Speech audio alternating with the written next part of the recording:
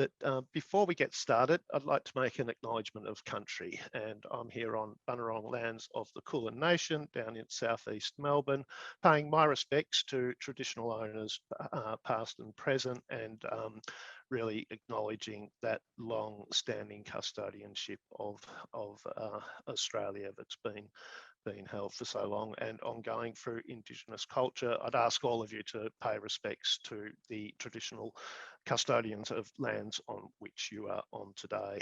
Thank you. It's been a pretty exciting year. We've had the wind down of the Earth System and Climate Change Hub mid-year and the birthing of the new Climate Systems Hub. So exciting time for the National Environmental Science Program, NESP, as we go into this new phase, and the Climate System Hub joined by Resilient Landscapes Hub, Marine and Coastal Hub, and the Sustainable Communities and Waste Hub, and the cross-cutting missions that are associated with them. So why don't we get started? And in the spirit of Christmas, our ghost of Christmas past, it's not really past, but all things past that have brought us to this stage in climate science, you know, a strong kind of 40-year history. And Michael Grose, the ghost of Christmas past, will talk to us about some of the highlights in the science that have occurred this year. So thanks, Michael, over to you. Thanks, Simon, and thanks everyone. I'm going to try and make this a little bit fun because it's a Christmas kind of event. It's not just meant to be a dry lecture. So I'll be going through three things: the IPCC 6th Assessment Report and how important that is and what it means. Then a little bit on the COP26 and also about the Bushfire Royal Commission and where that's put us. And I'll also include a little bit about my experience in this to make it a little bit personal.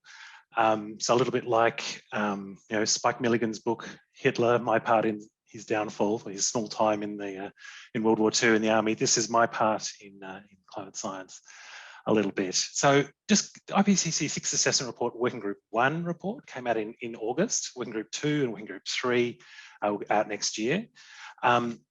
There's quite a lot of NESP science involved and cited and used in the 6th Assessment Report, Working Group 1, and quite a few people from NESP were important contributors as coordinating lead authors, including Pep Canadell, lead authors such as me, and also review editors such as Simon, and many papers were cited that were NESP products and so on. So just some stats and facts and figures about the Working Group 1 report. It's almost 4,000 pages long. It's reviewed and assessed over 14,000 plus papers or scientific documents as part of the process. There was 234 lead and coordinating lead authors from 66 countries. Importantly, it's approved by 195 governments. So this means the chapters feed into a technical summary, into a summary for policymakers and headline statements, and especially the summary for policymakers and headline statements are checked thoroughly by all of those governments, and they agree to them. They also had a chance to review each of the drafts as the whole report went through the process. So it's an important information source for not just scientists to look at as a good assessment of the state of the science, but it's also really important for decision makers. I had a very interesting time being involved, lots of opportunities to join Zoom meetings between 11 p.m. and 3 a.m. Lots of chances to talk and meet and get to know people from around the world working in similar areas who do great work. And yeah, it was a fantastic experience. And also contributing author to 4 other chapters was also really interesting to meet even some more of my kind of heroes. So what's the upshot? Well, there's huge uptake and attention, not just by researchers, but by governments. This report has, in a lot of ways, has stronger and simpler key messages than ever before. You know, some of the confidence ratings are higher. Some of the attribution is clearer, etc. There's some new focus areas such as 1.5 degrees and what pathways get us there, and including a focus on that SSP 1.9 SSP, the very low one to get you there. A lot more on the hydrological cycle and different types of drought and so forth. There's a lot of attention on integrating paleo observations and models into some synthesized bits of information. And there's also more regional information than ever, including in the chapter I was on, which was Atlas, the interactive Atlas, trying to make it a bit more user-friendly to explore and look at some of the data sets and messages and so on that goes into that. On the release, we put out a couple of conversation articles that are still up and still worth a read, I reckon. And there's a lot of media attention generally. Our media report came back with, I think it was 4 million people around Australia saw some kind of media around the IPCC, at least 4 million. So it gets a lot of attention. Just go to the next slide. Here's some of those headline statements that the government signed off on that were agreed through that plenary process. And I won't read them all, but some of the, especially the key points in yellow, are really very strong. Widespread, rapid, intensifying, unprecedented, indisputable human activities are causing climate change. These kind of phrases are now signed off on and agreed and accepted by the governments that went into things like COP26. Going to the next slide. This is Summary for Policymakers, Figure 1. And I think it gets to the heart of a lot of kind of aspects of climate change. And it's in a lot of ways is simpler than ever. So 1.1 degrees of global warming since the late 19th century to within an error margin. All of that is due to human activity. And you can see that in the kind of attribution style plot on the right there, with only natural and solar volcanic forces, we would have seen a very, very flat global temperature trend. But with accounting for human and natural forcings, we see an increase. We're heading into a period that's warmer than the last 100,000 years, any century period in that past 100,000 years, and it's unprecedented in more than 2,000 years. So the situation is really very clear cut in a lot of ways, more so than ever. Let's go to the next slide. As mentioned, this went into COP26 Glasgow as a signed off kind of document. And that was recognised, not just noted, it was recognised and explicitly acknowledged in the Glasgow Climate Pact. And of course, Glasgow COP26 got a lot of attention globally, not just the core negotiations, but side events and other discussions around that. I was lucky enough to kind of have another chance to stay up late and participate in some science symposiums and so on at COP26. And that was, again, really super interesting experience and a chance to kind of communicate the science. Didn't get to participate in the negotiations though, unfortunately. Just go to the next slide. At a kind of local scale, I think another really important piece in the bigger picture landscape is the Black Summer bushfires got everyone's attention. The Bushfire Royal Commission into Natural Disaster Arrangements, otherwise called the Bushfire Royal Commission, provided some wide-ranging review and recommendations, including explicitly mentioned national climate projections in a coordinated way. So this really sets the kind of motivation for us to get together and get moving and address some of these issues so that we can build climate resilience, climate adaptation in an informed way. Again, I was lucky enough to give some testimony during the Bushfire Royal Commission, and that was a really interesting experience to kind of swear in and talk lawyers through some figures from a scientific paper, rather than just kind of putting out a paper and having other researchers read it. Someone kind of under oath saying, what does this line mean? What does that line mean? So this is another example where research can really kind of be used in ways you didn't first expect, perhaps. So that's just a snapshot of a few things. It doesn't, of course, cover all of what NESP does or NESP assistance clubs are going for, but these are 3 items I kind of thought were really important context for setting the scene of where climate science is at and where we're going in the future. So thanks very much. Thanks, Michael. That is really scene setting, and it's great to see the climate science that, not only we do in NESP, but in Australia and internationally, getting that traction all the way up the line through the IPCC up to the Conference of Parties level at Glasgow. Fantastic story. I'm really excited this Christmas because in the new hub, we've got the new partner, and it's the state's community of practice around climate science. So really happy to have them on board in the hub. It really helps shape our thinking in knowledge brokering and co-design. So introducing the Ghost of Christmas Present, and it's Ramona Della Poltergeist from the Department of Environment, Land, Water and Planning on behalf of the state's COP. Take it away, please, Ramona. Thanks, Simon. Hi, everyone. Thanks for joining. I'm going to build on Michael's last point and explain why, from a state and territory perspective, collaborating to provide future climate information is so important.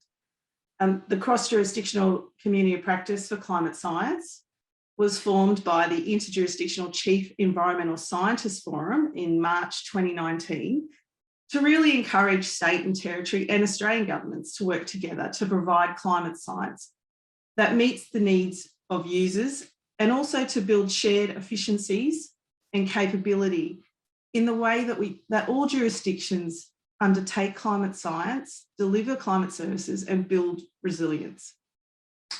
Our membership has grown over the last few years, and we now have representatives from every state and territory, as well as the Australian government. We've developed really strong bonds, as all the states and territories are very close to the end user needs. We have a very unique understanding and perspective of what they require, and we're working towards a common goal. Because we're all trying to equip decision makers at a regional and local levels with the right information that they need to understand the risks of future climate, and also to make informed decisions so they'll be able to adapt to the impacts of our changing climate. As you can imagine, this is not an easy task due to the gap between future climate information and data and what is actually required for confident decision making. So there are common challenges and barriers for users to apply the information. The future climate projections are just the start. We need to apply and translate this information to make it useful for decision making. And we do this by spending time to really understand the user needs. What do they need to know to inform their specific decision? And what are the other state policies or sector requirements that they need to consider in this decision? This makes it especially hard to provide fit for purpose and tailored information for the broad and diverse range of users that we have. And while our users have expertise in specific areas, they're not climate scientists. So we have to start by building their capacity to understand the future climate information and what it means in their context before we can apply and integrate it into their decision making. This all takes significant time and effort for both users and scientists and governments. So collaborating and working together to provide aligned, fit for purpose, tailored and locally relevant information for users will help us to overcome some of these challenges and barriers.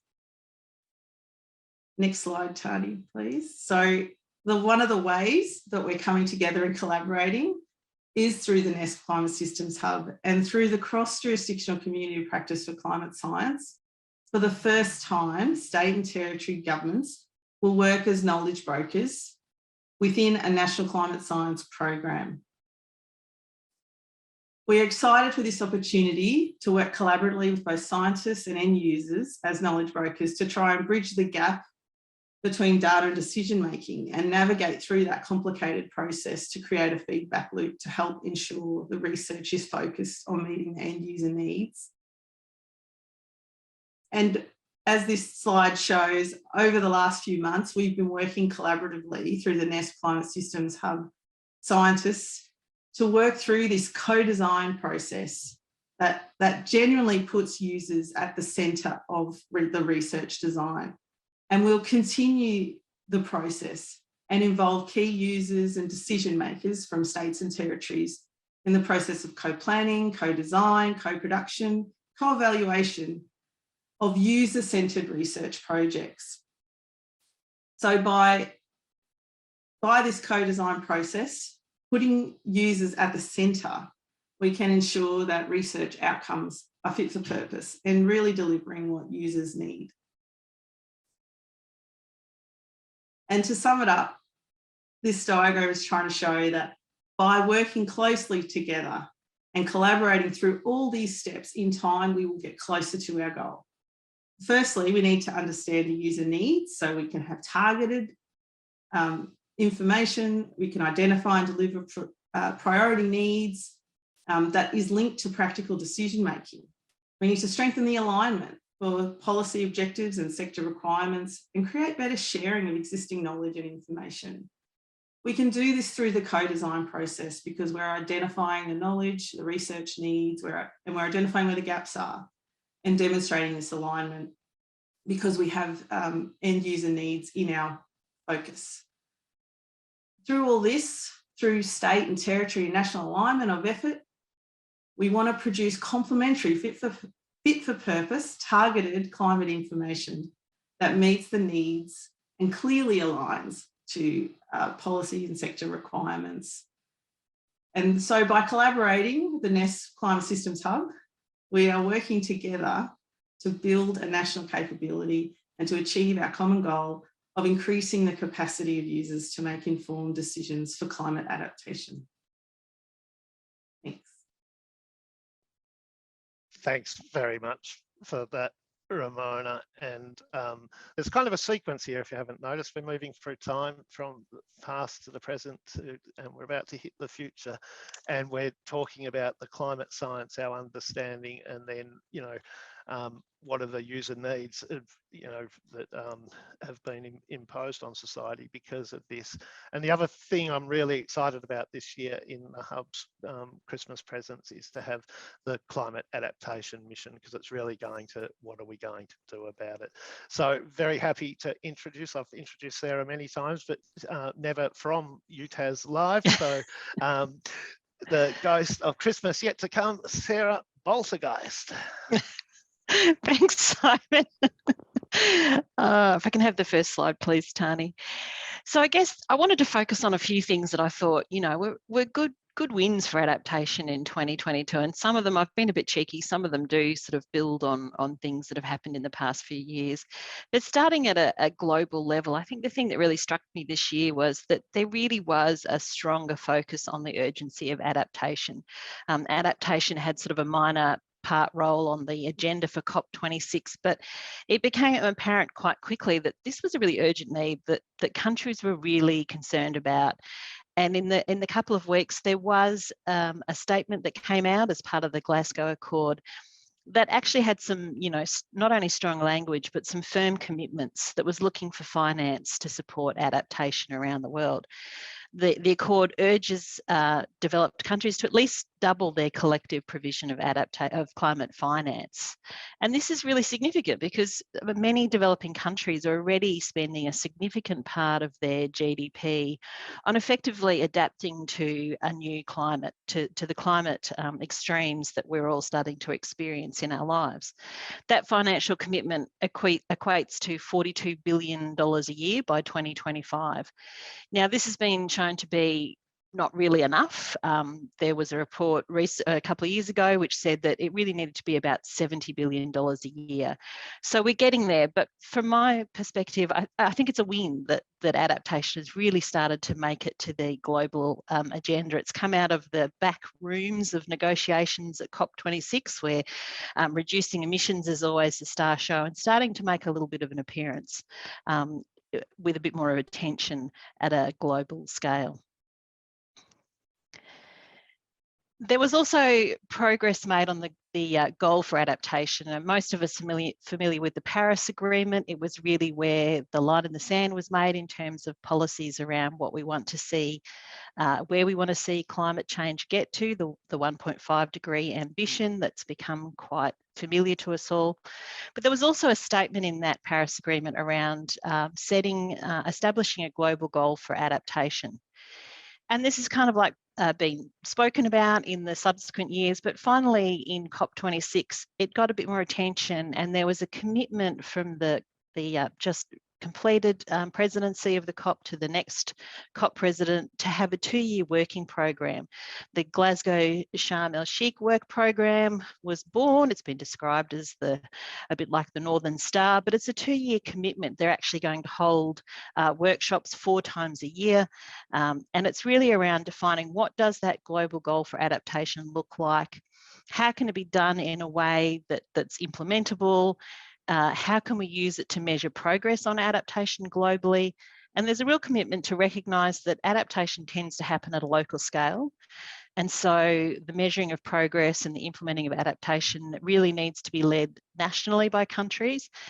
But given that those countries who have the greatest adaptation burden at the moment, developing countries, there shouldn't be an additional burden from that. So I really look forward to seeing what the next 2 years of work on that program starts to look like. And I, you know, maybe as the adaptation mission lead, I have to be eternally optimistic, but I'm really hopeful that, you know, progress is slow, but we are actually starting to really see some promising progress at a global scale.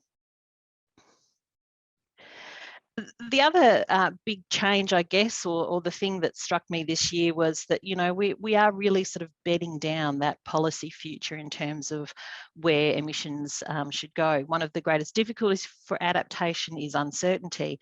And that's not necessarily a scientific, I mean, there is scientific uncertainty, but it's a policy certainty. When I have to reflect, I had to look up, when did Joe Biden become president of the US, because our confidence in where emissions would go under one presidency to the next was, you know, quite dramatic. And so having this clear commitment towards keeping emissions at a point where we can keep global warming as close as possible towards 1.5 degrees, and, you know, we're not yet on track for that, but having that measure gives something for practitioners and decision makers to think about in terms of their adaptation. So instead of going, are we looking ahead to a 4-degree future? Are we thinking about 2 degrees? We sort of have a policy point now where we can start saying, okay, that's really what we're thinking about in terms of adaptation. You know, and it's up to individual situations to think about risk appetite and their confidence. How long will this policy drive last to say, you know, are we comfortable with that? But at least we sort of have some marker now that we can really start focusing on. I guess for Australia, there was also a couple of really good wins in the adaptation space. Obviously, having an adaptation mission included in the NEST program was a real win. This means that we've really gone where there was no real national research program that I can think of that had been funded in the past couple of years to actually having a funded research program for adaptation at a national level. So, you know, this really was a big win. You know, we're still obviously trying to work out what that will look like and how that will deliver. But for me, having that national research program, the one and only really national research program for adaptation again, is a really big win. So, you know, I think that's something we should celebrate from this year. There was a couple of other presents under the tree for us in adaptation in Australia this year. The one that came out fairly recently, just before COP26, it was packed in the luggage, headed over to COP26, was the National Climate Resilience and Adaptation Strategy. And like a lot of Christmas presents, not everyone's going to be happy with what they get. The strategy has, you know, some people have some concerns about what it will deliver. There were certainly some really good wins in the strategy. It was a big step up from the previous strategy. It commits to a couple of really important measures that I think are really valuable. The first is to deliver a national risk assessment. This is something that a lot of other countries already do. The UK, from memory, is up to its 3rd national risk assessment.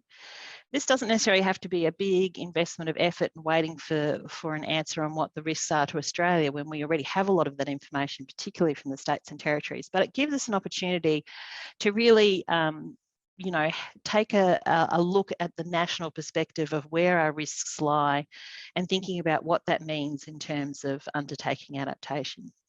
The second big ticket item from that strategy that I think is worth celebrating is that it commits to monitoring and evaluation or tracking adaptation at a national scale.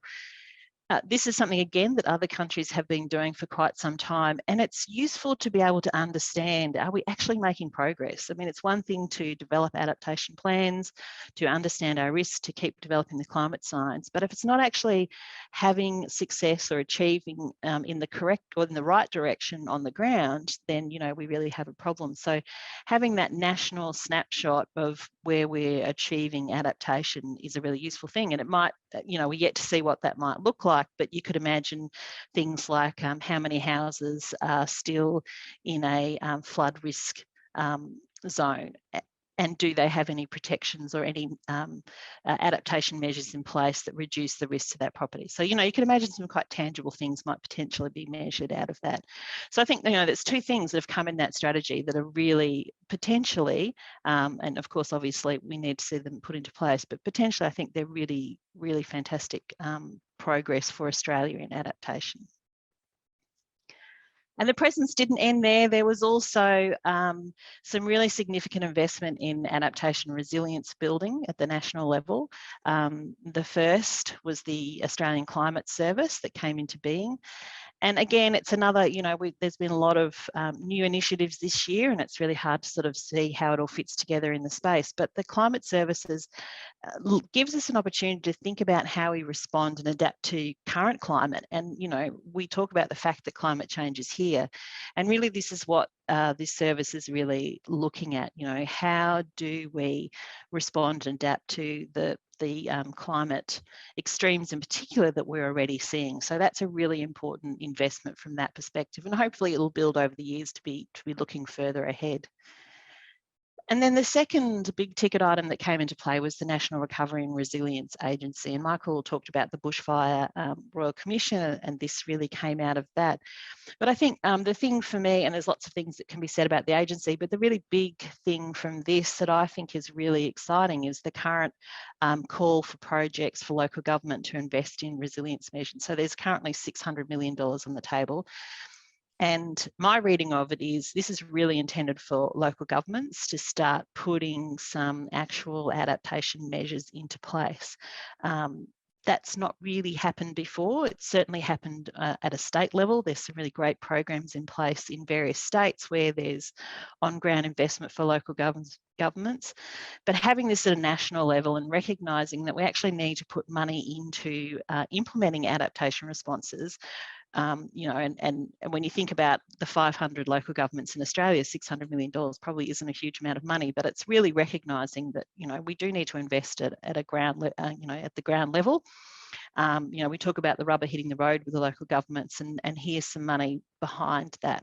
So, I think that's a really great outcome that's happened this year. So they're my top picks for good things that happen in adaptation this year. Thanks, Simon. Thanks very much, Sarah, and thanks to all of our speakers. Another really good thing that happened is I went out last weekend and saw a koala, so we didn't burn them all in the bushfires, and that was really nice as well. It's been a tough year, but it's been a very rewarding year. I think getting the Climate Systems Hub spun up, getting things into place, getting our first research plan approved by the department, and already getting deep into planning our research plan 2022 at the moment over the Christmas break to be submitting early next year. Year's been tough because of the pandemic, which in a way is an allegory for climate science anyway. It's left people frazzled. So frazzled, in fact, that 50 people can't come up with one question at the end. So don't think we're going anywhere, and don't think your question's going to be ignored or swamped out by all the other tired pandemic-affected people typing in their questions. If we have any questions. So while we're waiting for questions, Simon, I thought I'd yes, chip one thing in. So yeah, the Australian Climate Service, I didn't mention it in my slides, but yeah, the Bushfire Royal Commission is a really important thing in setting that up. And being a member of that, it's not just looking at current climate, it's also looking at forecasts, seasonal, multi-year, decadal, and projections. So we're going to be a really important partner for NEST Climate Systems Hubs going forward. So yeah, we do have the tick to look at the future as well. So that's going to be really exciting. it will be really exciting exploring those synergies as the Climate Systems Hub and the Australian Climate Service really start bedding down their work and exploring synergies, coming together, finding ways we can work together and for mutual benefit for the country, of course. It's going to be fantastic.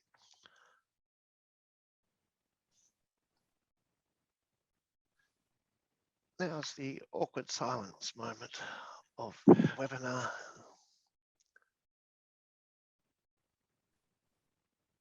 So maybe I can ask Michael a question.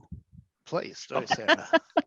So Michael, what would you say was the really big step forward in climate science this year? Do you feel like IPCC, stepped into something that hadn't really been thought of before? Because I think a lot of people don't really understand some of the nuances of the IPCC. So it'd be great if you could maybe give us your top pick from the science. Sure. Well, I could give you 10. because I recently contributed to a really nice review called 10 New Insights in Climate Science 2020. And they weren't my choice, but I contributed to one of them. And some of them, I think, were really spot on. All of them were pretty spot on. So the one I worked on was, there's more confidence than ever that fire is showing the signature of human activity, and the attribution is clearer than ever. And so that's one of them. But other ones include permafrosts. There's new insights around permafrosts. There's also ones on sustainability of electrification, and the insights that the kind of what's required there for electrification. So it goes right through across the gamut there. In terms of the IPCC report, I mean, I think just the incremental improvement in confidence, clarity in attribution, improvements in data sets and observed data as well. It's not a matter of one particular big new message to me, but there's a few areas in which there's been improvements. Oh, there you go. Tani's put the link in the chat to the insights in the climate science for everyone's reference. Thanks. If someone's got a different opinion though, and they did see one big new thing from the IPCC report that stuck out, please. I could throw in that the sea level projections for the first time are including the Antarctic and Greenland ice sheet contributions much more comprehensively. Yep, good one. Sarah, a question from Nina, and congratulations, Nina, who won the Alliance Climate Risk Research Award recently, around the 600 million for local government. Is it specifically for implementation measures as distinct from adaptation planning? Yeah, my reading of the rules are that, it could be adaptation planning as well, but I definitely got the sense that it was really thinking about, how do we actually build resilience? And so that might be a plan, but I think it's the first time it's really sort of, that there's been sort of a national, and others can tell me if I've missed something, but, it's a real national sort of bucket of money that's really focused on investing in resilience. There has been a lot of planning already done by a lot of local governments around Australia, and states and territories have been fundamental in sponsoring some of that work, and some councils have done it on their own accord. But I think it's really significant that the federal government is now putting some money there to try and support some of that exercise, because the reality is we all stand to benefit in some way from some of these adaptation responses, but it often falls on somewhat smaller or poorly resourced councils to try and respond to some of these things. And Ramona might make a comment from the Victorian perspective, because that's certainly a challenge for a lot of local governments if they're thinking about, how do we protect a shoreline, and there might be an expensive engineering option on the table. That's really challenging for those small councils. Yeah, I agree, Sarah. It's very complicated, and lots of stakeholder interactions, and appreciating what everyone's perspective is on those issues, and it's really complicated. And I think this is why we are, like from my perspective at the state government level, are so keen on providing that common and consistent messaging for stakeholders, and making it easy for local councils that don't have a lot of internal capability and understanding of the really complicated side of climate science that Michael has been describing. How can we make it easy, give them the guidance and the really clear information they need to then communicate out to their stakeholders in a really consistent way going forward. So I think this is why collaboration, as I keep saying, is a really positive step to help local governments as well. Thanks. So thanks for that, Ramona and Sarah. While we're unpacking some of the great successes of the year and the wonderful presents in the Christmas theme, Natalia Bateman has added in a comment there around Access, our Australian Community Climate and Earth System Simulator.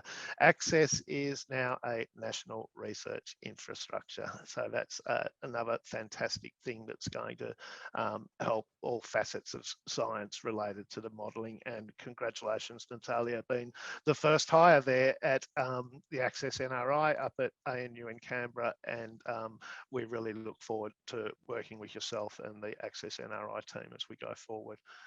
Question here, and maybe Michael, you might want to start with it. Will the Hub and the Australian Climate Service work together to plan, deliver, updated, and wait for it, national climate change projections for Australia? Michael, any comment? So I guess it's a little complicated, and it's a more complicated landscape than it has been in the past, but we've got some really good progress on what we're calling the roadmap for national projections, which includes all of the relevant kind of people in this and the groups and interests in this area, including the XJCOP, including ACS, and including NESP and others. So it may be a little bit more modular than it was for, say, Climate Change in Australia 2015, where there was a national, statements and an assessment and projections product. There may be, parts of it that are for hazards for ACS. There may be parts of it that are for agriculture for a particular delivery mechanism and so on. And it's a more complicated landscape than ever before, especially now with that there's a lot of private sector interests and a lot of people doing TCFDs, etc. We need to kind of be adaptable and changeable into the future. So it's not going to look like it was in the past. And it's a complicated job to get everyone in the one room and talking to each other and kind of getting everything kind of going. But I think there's been some really great goodwill amongst all the people who are in the area to make it a success. And there's new complications with the new set of global climate model 6. There's new insights and possibilities through downscaling as well. In ACS, we're going to do a big program of downscaling, but there's also downscaling through Queensland, New South Wales, etc. So short answer is it's complicated, but we're all working hard to try and make it a collaborative effort and a success. But yeah, work in progress, I guess. Ramona, I'd love to give you the floor if you'd like to give a perspective from state and territory side on the importance of Yes. national projections. Thanks, Simon. I would, I'd agree with Michael. It's complicated. There's lots of things, but we are having the conversations, which is so heartening. And it's again, it's such a change to what we've had over the last decade. So it is, from a state and territory perspective, really exciting again to be having these conversations about working together to deliver these projections, as well as being involved in NESP. It's just progressing towards that greater and greater collaboration to build a national capability. And I think we're definitely working in the right direction. We're going in the right direction, working together, but it'll be a long road to get, it all sorted out. But yes, it's an exciting time. So thanks. A marvellous journey we're all going to be going on together. Thanks for that, Ramona and Michael. We'll always have Paris. Remember Paris, COP15, 2015, the Paris Agreement. I'm sure everyone remembers it. Pandora Hope, who's our Bureau of Meteorology chief point of contact, partner point of contact, is asking around the 2023 global stocktake, and do individual countries contribute information? My understanding is yes, Pandora, the Conference of Parties are on the hook for the 5-yearly global stocktakes. Drilling down into the actual information that they contribute, I might just, Michael, do you know about that? If Pep was here, I know Pep would have a good answer for me. Sarah is going to have a go. Thanks, Sarah. Yes, I certainly know from the adaptation perspective, which is what I was talking about in that global stocktake, is that yes, all the countries do need to report, and they have been reporting on their adaptation actions so far. So individual countries, and it's probably not a coincidence that the new the new NCREST strategy has a monitoring and evaluation component to it, and it's likely that that information will feed into that stocktake. So yes, each country needs to respond, and countries are working on getting that information together. And hopefully the next 2 years for the work program for adaptation, they'll be really thinking about how that information can be delivered, because as I said, it's not to create an overly burdenous process on countries that are already struggling to meet their adaptation needs. It's really got to be done in a way that gives insights without creating a burden. So yeah, each country will need to respond.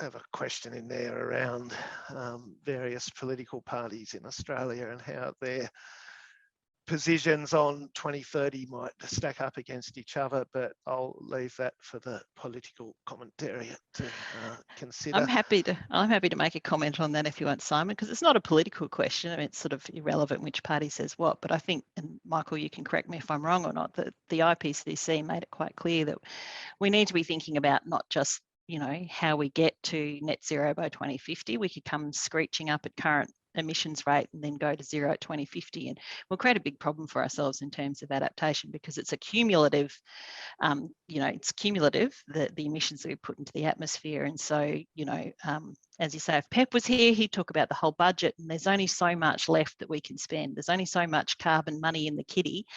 Otherwise, you know, we jeopardize where we're going in terms of climate change in the future, because that remains in the atmosphere. So why there's suddenly been a focus on the target for 2030 is really about the journey of how we get to that net zero 2050. And so it is important that we're looking at the nearer targets now, because, you know, we don't have the luxury of carrying along as per normal and then suddenly stopping emissions by 2050. So that's why that conversation is there. And I believe the IPCC talked about more like needing to drop emissions by about 75% in the near future to reach. And I'll get Michael maybe to confirm that. I'm not sure if I've got the number quite right. I actually don't know that number off the top of my head, but you're totally right about the pathway matters, not just the end result, for sure. And in the SSPs, which were the shared socioeconomic pathways, which were the main ways in which the future information was presented in the IPCC report, they all get to about 1.5 degrees in the early 2030s, but whether we stabilise to that really depends on what we do from now on or going forward, for sure. I mean, there's now a lot of interest drilling in detail about the different flavours of that very low one, or what it might look like and so on. And there's a whole kind of, you know, area to look at that for sure. But yeah, it's not just a matter of any pathway to net zero by 2050 gives you the same result at all. Very different. Yeah. Thanks, Sarah and Michael, and thanks, Ramona, Sarah and Michael, for all your inputs to this really nice webinar to wrap out the year. Who would believe it's going to be Christmas next week already? And given that it will be, I'm going to say thank you again to our audience for joining us today, and give you an extra 15 minutes to do your Christmas preparations and go about your lives. Go in peace and have a great holiday break. We'll see you back next year. We'll be doing exciting research planning, and, you know, also, you know, reflecting on where we started in this webinar, talking about acknowledging traditional custodians. We'll be looking at some exciting work in our Indigenous partnerships space, growing on previous work done in the Earth Systems and Climate Change Hub, and enhancing and growing that going forward also. So thanks very much. Have a great day. Have a great break. Cheers.